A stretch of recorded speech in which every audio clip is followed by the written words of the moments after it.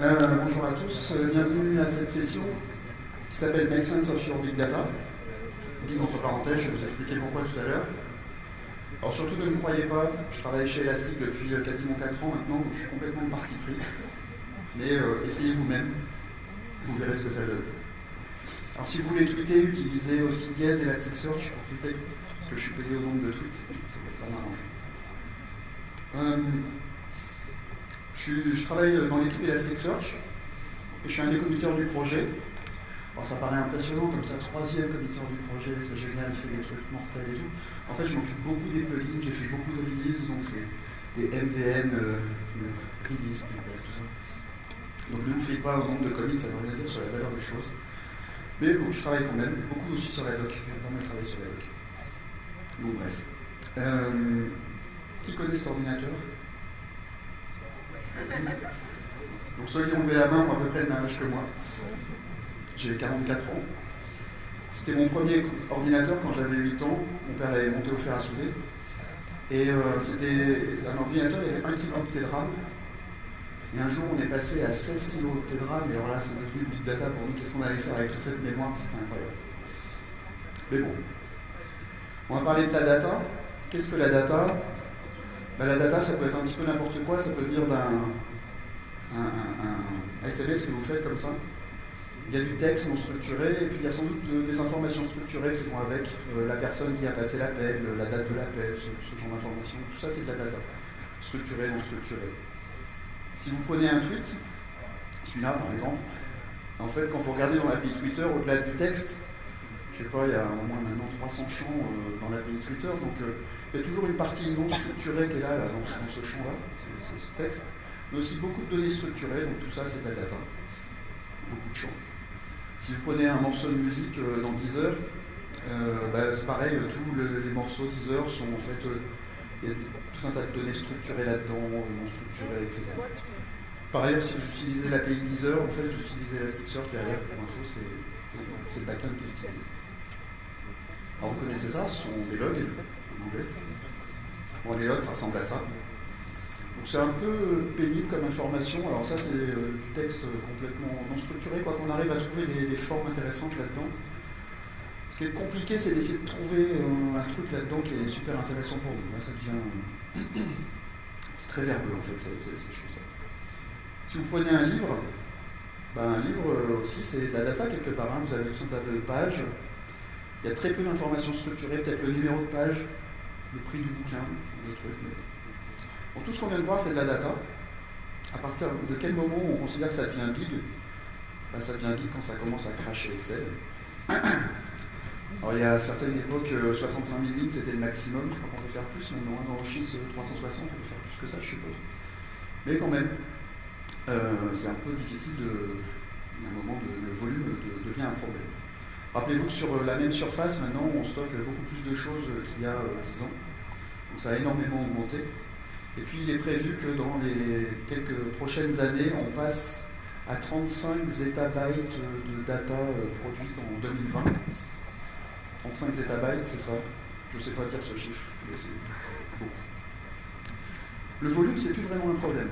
On sait très très bien stocker de la donnée, on sait gérer cette donnée stockée. Pour moi, le problème le plus important, c'est la vélocité de la donnée. Et donc, en fait, on produit énormément de nouvelles informations tout le temps, toutes les minutes. Et la donnée vient en temps réel, c'est vraiment un stream de données qui arrive chez vous. Et a priori, vous avez envie d'être assez réactif.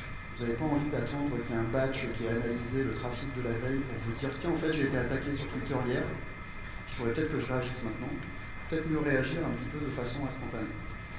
Donc ça, c'est une des difficultés, c'est est-ce que vous arrivez à indexer de la nouvelle donnée, à stocker de la nouvelle donnée, à l'analyser en temps réel et à la chercher en temps réel? Pour moi, c'est vraiment un challenge.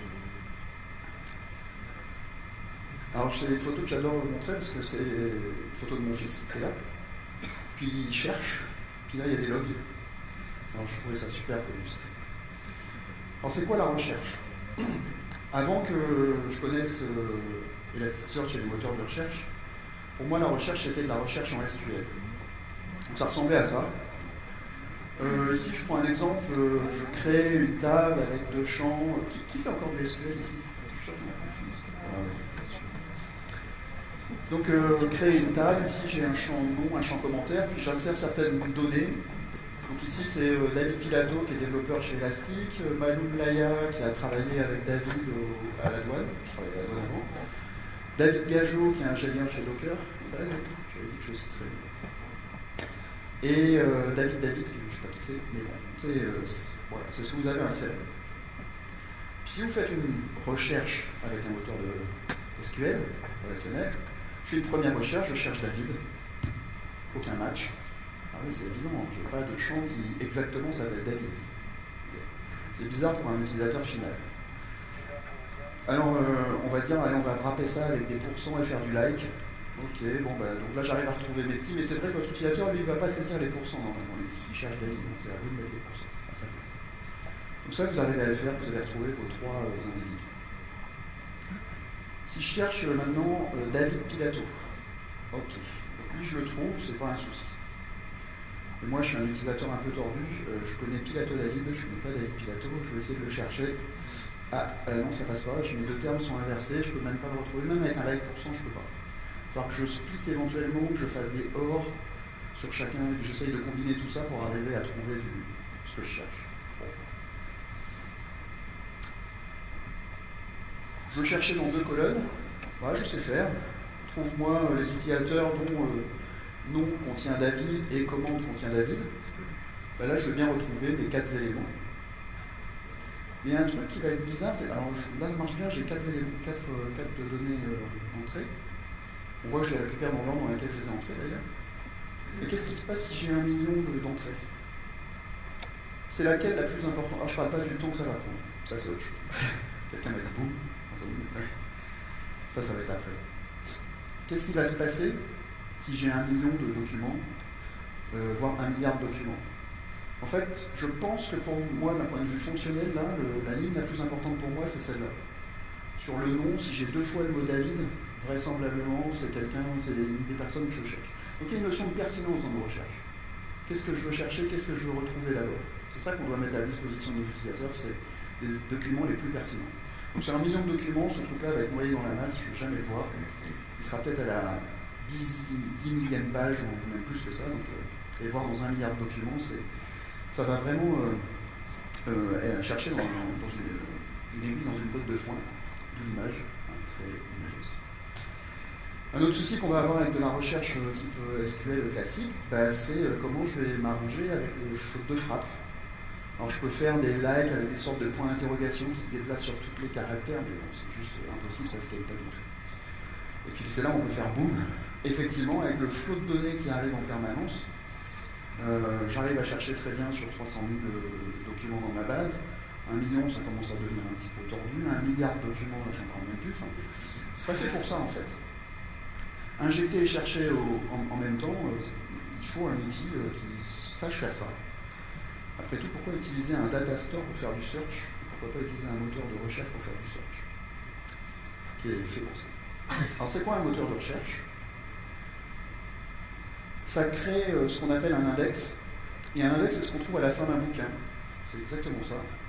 Donc, vous avez des termes et des identifiants d'objets dans lesquels on a trouvé les termes. Ce qu'on fabrique dans un moteur de recherche, c'est cette structure de données-là. Plus autre chose, je vous en parlerai après, c'est ce qu'on fabrique. Et l'idée, c'est qu'ensuite, quand on veut chercher quelque chose, on va simplement chercher dans l'index. Si je veux chercher le mot Brex, alors, dans la vraie vie, l'index est trié. C'est pareil d'un point de vue informatique, dans Elasticsearch, l'index est trié. Donc on va très très vite à la lettre B, à B, R, A, etc. Je cherche le mot Brex et je vais ouvrir les objets qui correspondent. Donc ça marche comme ça, un moteur de recherche. Alors Elasticsearch est évidemment le meilleur moteur de recherche qui existe. Je vous ai dit, je suis particulier. Il est basé sur une bibliothèque super performante, qui est franchement, vraisemblablement la meilleure bibliothèque open source qui existe pour faire de l'information retrieval. Elle s'appelle Apache Lucy. Elle a un inconvénient, c'est qu'elle est développée en Java. Je ne bâche pas Java, parce que Elasticsearch est fait en Java aussi. Juste si vous voulez l'utiliser à partir d'une autre techno que Java, ça devient compliqué. Donc Elasticsearch va exposer à l'aide d'une couche HTTP, REST, JSON, l'ensemble des services par Lucy et offrir tout un tas d'autres fonctionnalités. Donc vous pouvez jouer avec n'importe quel techno dessus, .NET, Python, Curl. Elasticsearch va rajouter aussi autre chose. Il va vous permettre, au-delà de l'extension verticale que sait faire naturellement Lucene, il va être capable de faire une scalabilité horizontale. Vous allez rajouter des nœuds, et puis il va distribuer tous vos index sur une infinité de nœuds. On ne connaît pas encore la valeur de l'infini, mais vous allez pouvoir scaler très très loin. Il y a des gens qui ont des milliards de documents dans des index Elasticsearch, des pétaoctets de données, c'est très valable. Vous avez avec ça donc de la réplication, du failover, du load balancing, tout ça est complètement intégré. Et pour ceux qui l'ont déjà testé, vous pourrez confirmer à vos voisins qui ne connaissent pas encore Elasticsearch que c'est assez rapide à mettre en place. Pour démarrer, on y va très très vite. En 30 secondes, ça doit à peu près fonctionner pour les premiers cas. En licence Apache 2, utilisez comme vous voulez dans votre business. Alors, pour vous montrer à quel point c'est rapide, que doit-on faire pour jouer avec Elasticsearch? On doit fournir une JVM, on télécharge la distribution, on la dézip, on la lance, ça y est, on est prêt à fonctionner. Le port REST, c'est celui-là, 92.0.0, qui est démarré par défaut. Et une fois que vous avez démarré Elasticsearch, la toute première commande que vous pouvez passer, c'est ça. C'est je t'indexe un document dans un index qui s'appelle session, il est typé session, et son ID c'est 1, et voici le document JSON, et je voudrais que tu m'indexes ça. On devrait 16h30. Ouais, 16h31, je suis pas mal chronométré, je suis à l'heure. Donc voilà, il va vous indexer tout ce qu'il y a à l'intérieur de ce document, faire la structure que j'ai mentionnée tout à l'heure d'index inversé. Puis une fois que vous avez indexé votre document, vous pouvez chercher. Vous pouvez dire, je veux chercher, donc j'utilise l'API Search là, les termes Elasticsearch, Big Data et David, alors dans n'importe quel ordre, l'ordre je m'en fiche, je cherche ces termes. Tu vas me chercher dans les champs title, tags et speaker.firstname, et si tu trouves dans title, ça a 3 fois plus d'importance pour moi que si tu trouves dans tags ou dans speaker.firstname. En plus, on va avoir cette notion de pertinence qui est importante. On peut filtrer par date, on peut faire tout un tas de choses. Puis il y a une API, ça va vous renvoyer les 10 premiers documents en quelques millisecondes, même sur des millions ou milliards de documents. Et ça va, vous avez une API from size qui va vous permettre de gérer la pagination de façon très très facile. Bon là je parle de recherche, mais on est là pour donner du sens à nos données, au-delà de la recherche. Alors est-ce qu'on peut arriver à comprendre nos données et à essayer de faire des calculs là-dessus? En réalité, si vous regardez un index inversé comme ça, vous voulez dire donne-moi le top 10 des valeurs que j'ai pour un champ donné. Ben, si je regarde ici quelle est la liste la plus longue, en gros, je vais voir que body style c'est sans doute là, une des valeurs les plus fréquentes en fait, de mon index. C'est assez facile en lisant cette structure de données-là. En réalité, on n'utilise pas exactement ça. Au moment où vous indexez le document, on crée des structures orientées colonnes, à la Cassandra, j'allais dire, natives dans Elasticsearch. Il n'y a rien à faire. Et puis du coup, on va être capable d'utiliser ces structures orientées colonnes pour calculer de façon efficace les données. Donc par exemple, si je reprends une requête tout à l'heure, j'ai toujours ma query qui est en haut, je peux lui dire, calcule-moi des agrégations sur les résultats, calcule-moi la distribution de mes documents, c'est un histogramme de date que je veux faire. Sur le champ date, je veux un intervalle à la journée, calcule-moi un bucket par journée, et donne-moi le résultat. Et dans la réponse, en même temps que les 10 premiers documents qui matchent, il va vous dire, bah voici, j'ai trouvé un document pour telle date, 2 documents pour telle date, 3 documents pour telle date, etc. Puis avec ça, vous faites des beaux graphiques Excel, ce que vous voulez. N'importe. Et tout ça en temps réel. Et ça, c'est la promesse d'Elasticsearch. Ce qu'on vous promet, c'est que vous allez être capable d'insérer vos données au fur et à mesure qu'elles arrivent. Vous streamez vos données dans Elasticsearch. Vous êtes capable de chercher, de récupérer les données que vous avez indexées, et vous êtes capable surtout de faire du calcul et d'explorer vos données, faire du slice and dice dans vos données. Donc de donner du sens à vos données en temps réel. Alors vous pouvez donner du sens à n'importe quel type de données, des logs, du contenu de Twitter, du contenu de GitHub, des données marketing. Et puis là, je fais la petite distinction your data et your big data. Je dis que ça scale sur les pétaoctets, ça marche très bien pour le big data, mais ça marche aussi sur le small data. N'ayez pas peur du small data, c'est pas parce que vous avez un projet avec 10 000 documents qu'il ne faut pas utiliser Elasticsearch. Toutes les fonctions dont j'ai parlé tout à l'heure sur la recherche et la pertinence, ça s'applique aussi. Et puis les API sont sympas à mettre en œuvre, donc n'hésitez pas à les faire. Alors là, je vais faire une démo, je vais injecter 1 million de documents qui ressemblent à peu près à ça. Donc c'est des données marketing qui vont être générées aléatoirement par un petit batch. Vous allez retrouver le nom de la personne, sa date de naissance, son sexe, son nombre d'enfants, ses goûts, le nombre de fois où il a cliqué sur un bouton dans son application iPhone. C'est des données assez vraies, vous avez vu sur Fashion, je ne sais pas, peut-être trouver Musique, ça va. Les coordonnées, latitude, longitude, on sait indexer des geopoints, donc faire des recherches par geopoint et tout ça. Donc ça. Voilà, on va faire ça, 1 million de documents. Si j'ai le temps, je vous montre la partie élastique. Et si j'ai le temps, je vous montre aussi autre chose. Je pense que j'aurai le temps. J'ai tendance à être bavard des fois. Alors, j'ai donc démarré un petit élastique sur. Je vais mettre ça en plus long. Hop. Je fais ça. Je me souviens un peu. Ah, l'écran est très très brillant. Bon, c'est pas très grave. Vous allez voir. Donc j'ai un Elasticsearch qui est démarré en local sur ma machine, là, il tourne. Il n'a pas beaucoup de données à l'intérieur pour l'instant. Pour vous montrer qu'il n'a pas ce que je voudrais, je vais regarder la partie monitoring. Donc ça c'est notre outil de monitoring, vous l'avez compris dans le SPAC dont je vous parlais tout à l'heure. Ce que je vais vous montrer c'est la liste des index qui existent aujourd'hui. J'ai des index internes là, donc je me sers pour autre chose. Et j'ai pas un index pour l'instant qui s'appelle personne. Tout ça pour vous montrer que je vais le créer en live, c'est pas un truc où je triche. Si ça marche pas, il faudra que je trouve un moyen de tricher. Donc je vais injecter avec mon injecteur, c'est un injecteur qui est écrit en Java, donc il fait du random, il va injecter 1 million de documents par paquet de 10 000 dans mon cluster Elasticsearch. C'est là où ça a l'air de bien se passer. Ok, donc il les génère aléatoirement et il les envoie par paquet de 10 000 dans mon cluster. Il fait ça.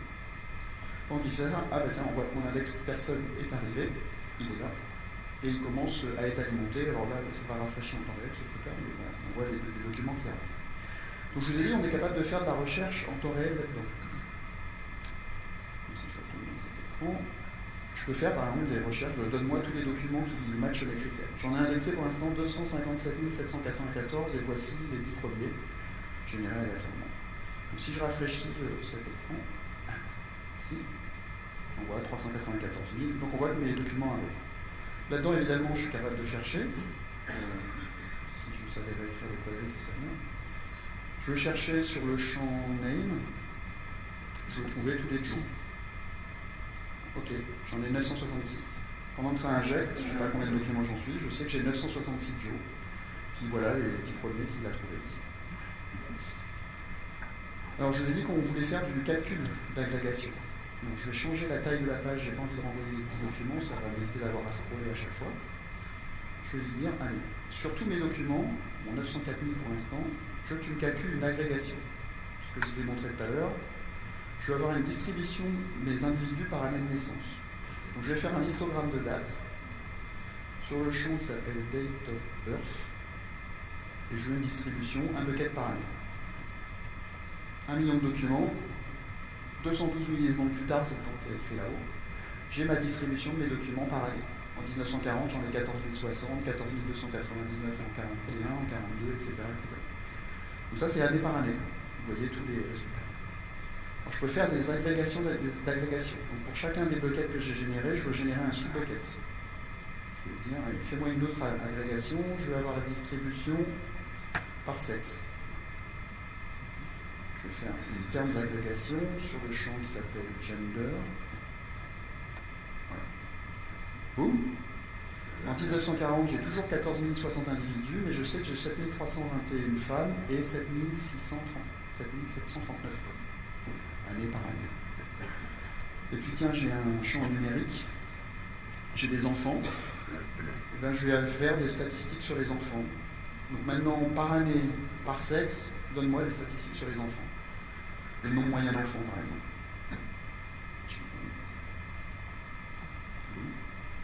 Donc je sais qu'en 1940, j'ai toujours ce même nombre d'individus, dont 7321 femmes qui ont 1,9976 enfants en moyenne. Average, qu'est-ce qu'il y a? Il y a stats aussi. Vous voulez que dit stats, vous voulez plus d'infos? Voilà, le min, le max, la somme, etc. Alors évidemment, tout ça c'est couplé avec mon moteur de recherche full text. Si je recherche encore, comme tout à l'heure, ma query match avec name jour. Ok, 9 millisecondes plus tard, je sais que j'ai 1543 Joe dont en 1940 j'en ai 18, 14 hommes, 4 femmes. On voit pourquoi. Et voici l'âge moyen des enfants, 1,75 pour les femmes. Okay. Alors c'est pas très sexy tout ça parce que c'est du JSON. Nous ça nous fait plaisir, on voit bien comment on va pouvoir implémenter ça dans notre système. Et là l'idée c'est d'utiliser un outil comme Kibana pour essayer de comprendre maintenant visuellement à quoi ressemblent mes données. Donc pour ça je vais aller dans l'onglet Discover. Et là, en fait, Discover, il me représente mes documents entre 1940 et 2010 par année. Je le vois là. C'est mon histogramme de date dont j'ai parlé tout à l'heure, broken by year, et ça, c'est le résultat que vous voyez graphiquement. Si je cherche des Joe là-dedans, alors je peux sélectionner les champs, nom, sexe, enfant, pays. Je peux chercher des Joe là-dedans. Ok, ben voici mes Joe répartis par année. Vous avez compris le principe. Alors, je peux faire des visualisations. Je vais dire, je voudrais calculer la répartition de mes individus et je voudrais mettre ça sur un camembert. Donc j'ai mis 1 million d'individus sur un camembert. Ça n'a aucun intérêt. Par contre, si je découpe le camembert, ça commence à avoir de l'intérêt. Je veux avoir la répartition homme-femme. Donc ce que va faire Kibana, c'est qu'il va demander à Elasticsearch de faire une terms agrégation qu'on a vu tout à l'heure, répartition homme-femme. Pareil, il m'a calculé, vous avez les hommes et les femmes. Je suis un peu...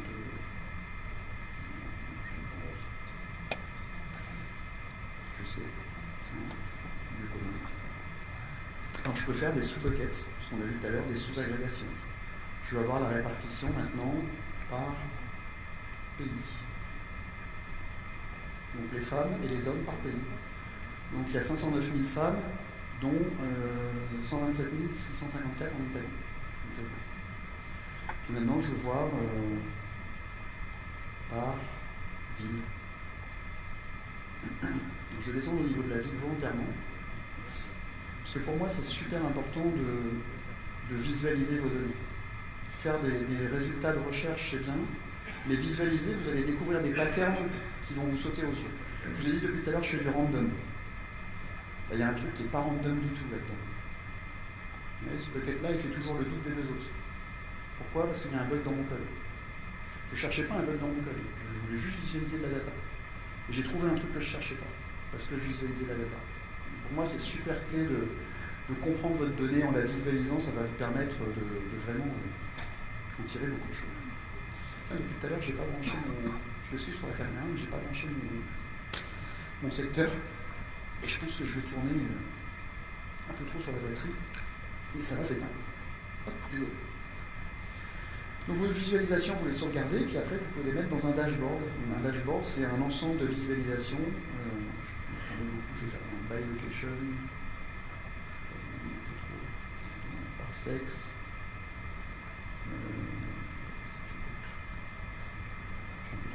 Je vais mettre aussi une recherche.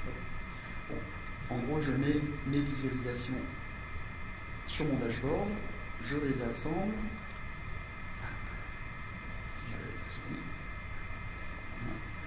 Ça, je vais le mettre ici. Ça, je vais le mettre là. Ça, je vais le mettre en dessous. Ça, je vais le mettre plus grand. Voilà. Je fabrique mon dashboard quand j'ai besoin, en fonction de mon besoin. Là, je visualise le nombre de personnes et par ça. Donc, je peux sauvegarder mon dashboard, le réouvrir plus tard. Donc, j'en ai un qui est déjà fait. Personne dataset. Il va me dire voici le nombre total d'individus que j'ai, le nombre moyen d'enfants, par sexe, par année, homme-femme, et la taille de la bulle est fonction du nombre moyen d'enfants. C'est ce que vous voyez ici. Par pays puis par ville. Ici, j'utilise des données cartographiques pour représenter sur une map où sont mes individus. Je sais que dans ce secteur-là, j'en ai 124 480 par année. Et puis dessous, le résultat. Donc on a dit tout à l'heure, on cherchait des Joe. Ben voilà, mes Joe. Boum. J'ai 1543 Joe. Je vais voir la répartition de mes Joe. Je comprends d'un point de vue marketing les Joe. Je sais qu'ici, j'en ai 178 maintenant. On a dit qu'on avait un problème avec les Joe femmes. Donc on va cliquer sur femmes. Ça va rajouter un filtre. Ça renvoie toute la recherche. Maintenant, je ne vois plus que les femmes qui sont des Joe, réparties par pays et tout ça. Et si je vais voir dessous, Joe, c'est le nom de famille. Donc ça va. Mon injecteur est bon. C'est parti. Si je veux voir toutes les femmes, ok, voici toutes les femmes de mon dataset. Alors j'ai envie de voir celles qui sont nées au hasard dans les années 70, voilà, qui vivent, c'est la France, c'est ici, qui vivent en France. Je vais voir celles qui vivent à Cergy-Pontoise. Il se trouve que j'habite par là. Je zoome. Alors on a eu un petit problème avec le fournisseur de maps, donc pour l'instant on ne peut pas zoomer plus que ça avec la version qu'on a. On pourra prochainement le refaire. Mais croyez-moi sur parole, vous pouvez aussi filtrer, je vais filtrer dans mon quartier, voilà. Je vais voir les femmes qui vivent dans mon quartier. Donc là j'ai fait l'éthique en fait avec les données que j'avais ici. Et comme ma femme est aussi inscrite, je vais dire je veux voir tout sauf les femmes qui vivent dans mon quartier. Voilà. Donc c'est le principe. Donc là, vous pouvez faire ça avec n'importe quel type de données que vous avez sous la main. À partir du moment où vous avez de la data, vous êtes capable de l'insérer dans Elasticsearch, vous êtes capable de bâtir des dashboards à la volée en fonction de votre besoin. Alors je vais faire un truc un peu nouveau, je ne fais pas dans cette donnée d'habitude. Quand j'ai démarré tout à l'heure mon projet, mon laptop, j'ai mis en place deux fonctionnalités qu'on appelle les bits, c'est une nouveauté de la suite élastique, qui permet de se mettre à l'écoute de ce qui se passe sur la carte réseau, de décortiquer tout ce qui doit passer, d'indexer tout ça dans Elasticsearch. Donc ça fait de la data aussi, on va faire du sens de cette data. Et puis aussi Metric Bit qui prend tous les métriques de la machine, donc l'espace disque et compagnie. Puis on va voir ce que ça a donné pendant que j'ai indexé. Donc j'ai jamais fait de test, on va voir ce que ça donne. Donc là, pour le coup, je vais changer la période. On n'est pas entre 1970 et tout ça. On va juste dire, je veux voir sur les 30 dernières minutes, par exemple. Je vais enlever tous les filtres, ça fait sens. Et donc, je vais ouvrir des dashboards qui sont préfabriqués. Donc, je vais prendre une Metric Bit déjà. Metric Bit système overview, ça va être celui-là. Donc il me donne quelques informations sur les métriques qu'il a collectées. Alors pardon pour l'affichage, parce que je suis un peu dans l'écran. Donc ici j'ai quelques informations sur les métriques qu'il a collectées sur ma machine. Imaginez, vous mettez Metric Bit, vous avez 20 serveurs, 100 serveurs dans votre data center. Vous demandez à tous les Metric Bit d'envoyer ça vers Elasticsearch et là vous avez une vue consolidée de tout votre cluster. Donc je veux voir par exemple voilà, la charge CPU. Comment ça s'est passé? Là, ça doit être quand j'ai fait mon injection tout à l'heure. Je pense que ouais, je me suis pris un peu de charge CPU en faisant l'injection, qui me paraît logique. Voilà, au niveau de la gestion de ma mémoire, ce qui s'est passé. J'ai rien eu de spécial à faire, hein. J'ai juste lancé Metric Bit, j'ai vraiment pas fait grand-chose. Quels sont les process qu'il a vu passer, le top 10 des process? Ceux qui ont bouffé le plus de CPU, ouais, mon injecteur était en Java, donc effectivement, et Elasticsearch est en Java aussi, donc je pense que c'est ça, j'ai vu qu'il a bouffé pas mal de charge. Ça, c'est mon moment de l'injection. Voilà. Donc tout ça, vous avez ça gratuitement, c'est open source. Et si on regarde ce qui s'est passé sur la couche réseau, donc PacketBit, il se met à l'écoute de la couche réseau, et il va sniffer tous les protocoles qu'il connaît. Donc là, notamment, je lui ai dit, sniffe-moi tout ce que tu fais au niveau d'Elasticsearch, donc du port 92.00. Donc je ne sais pas exactement ce que je vois, je n'ai pas spécialement essayé de regarder, mais ça vous donne des informations sur certaines... ce qui s'est passé globalement. J'ai eu des PIN et des HTTP. Si vous avez du SQL qui tourne, vous verrez aussi vos requêtes SQL ici. Là, j'en ai pas. Si je vais voir dans les web transactions, je vais avoir un peu plus d'informations sur ce que j'ai appelé. Donc j'ai eu des 200, des 400 et des 404 comme type de code erreur à travers le temps. Puis je vois ce qui m'a pris le plus grand nombre d'appels que j'ai eu, les différents appels que j'ai fait. Ça, c'est typiquement c'est du Elasticsearch que je viens de monitorer. Donc je vois les endpoints que j'ai sollicité le plus. Donc 1467 bulk, bah ouais, c'est quand j'ai inséré de la donnée, là j'ai fait du bulk API avec Elasticsearch. Voilà. Ça va? Jusque là, tout va bien? Alors je vais vous montrer autre chose. Un petit peu de temps. Parfait. C'est pas du tout ici. Monitoring.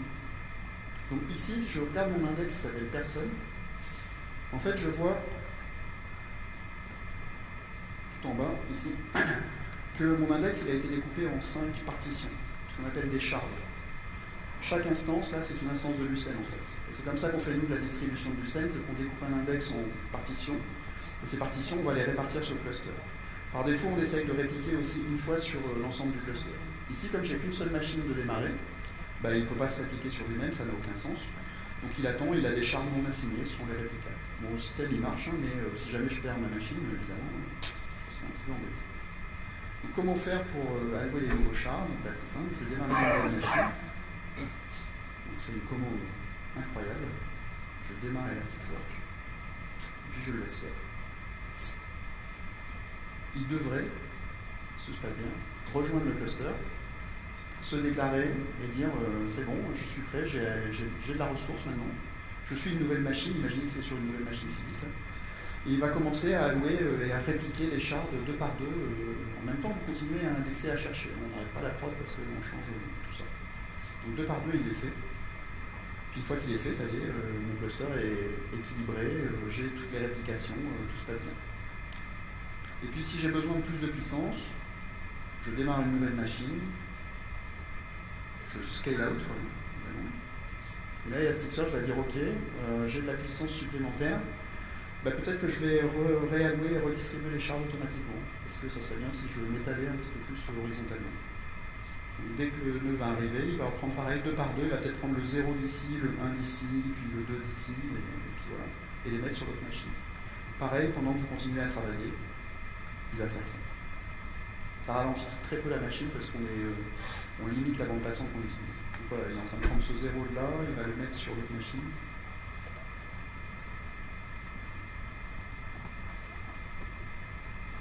Ok. Voilà. Donc là, il a fait. Il a réparti le cluster. Et c'est pareil, si je perds un nœud, si je tue un nœud, je ne vais pas attendre parce qu'il a par défaut un délai d'1 minute pour donner une chance au nœud de revenir. Si jamais c'était quelqu'un, un admin qui faisait juste une opération administrative, j'éteins un nœud, je le relançais parce que je fais un problème de mémoire et tout. Plutôt que de rebouger tous les chars tout de suite, maintenant on attend une petite minute avant de rebalancer. Mais bref, vous avez compris le principe. Scale dans tous les sens, facilement. Ça marche bien. C'était la partie élastique. Ce ne sont pas des spaghettis. C'est ma femme qui a pris cette photo un jour, elle m'a dit reviens à la maison, je trouvais tes élastiques.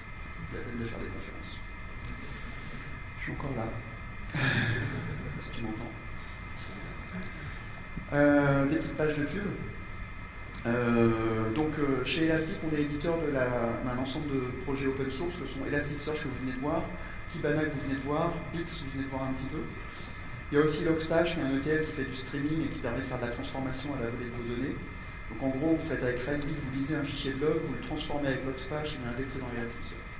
Dans la version 5 d'Elasticsearch, Shore Ingest Node, qui permet de faire cette transformation directement dans Elasticsearch aussi. Dans certains cas, vous n'aurez même plus besoin de mettre en place ce Logstash. On fait du FileBit, tel qu'il rêve de mon fichier de log vers Elasticsearch et je visualise en Kibana. Et on ajoute tout un tas de couches que vous avez un petit peu vu de sécurisation. Je ne vais pas montrer, mais j'aurais dû m'authentifier normalement sur Kibana la première fois que je suis arrivé, et j'étais déjà authentifié là. Donc c'est un ensemble de plugins commerciaux qui s'appelle Xpack, qui viennent avec évidemment du support et tout un tas des ingénieurs qui vous sont attribués pour vos projets. Donc ça apporte de la sécurisation du cluster, de l'alerting, du monitoring, vous l'avez vu tout à l'heure, reporting, je peux générer des documents PDF, des dashboards que j'ai fait dans Kibana. Graph, ça va vous permettre de mettre en corrélation des entités entre elles, des documents entre eux. En gros, vous imaginez que vous avez un système, vous avez des cartes bancaires qui ont été hackées. Et si vous essayez d'utiliser un graphe pour dire connecte-moi toutes ces cartes bancaires et dis-moi par quel site marchand elles sont passées, vraisemblablement vous allez trouver Amazon, Apple Store, ce genre de choses. Et ces trucs-là sont ce qu'on appelle des superconnecteurs. Ça n'a aucun sens pour nous. Fonctionnellement, on n'a pas besoin des superconnecteurs. Ce que va faire notre API Graph, c'est qu'elle va en fait utiliser la fréquence des termes dans l'index Lucene pour dire je vais te mettre en évidence ce qui est anormalement connecté pour les entités que tu m'as sélectionnées. Donc en gros, je vais enlever tout le bruit, Amazon et tout ça, et je vais dire, bah, tiens, tes 3 cartes hackées, là, elles sont passées anormalement de façon commune par ce site marchand-là. Et vraisemblablement, bah, il y a un problème sur ce site marchand. Pour faire de la recommandation aussi, c'est très très pratique.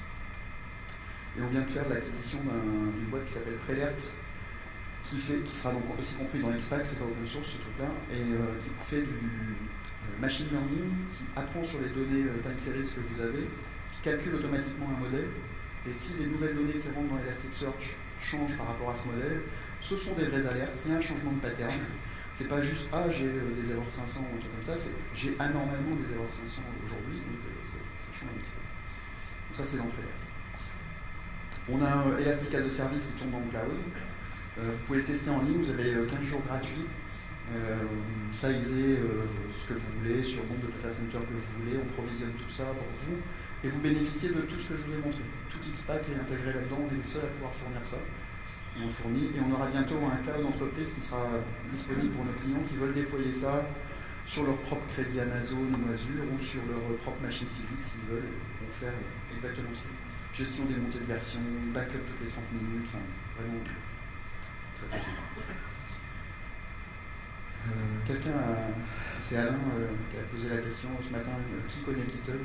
Beaucoup de gens, vous utilisez GitHub, je suppose, vous cherchez dans des milliards de lignes de code en quelques millisecondes.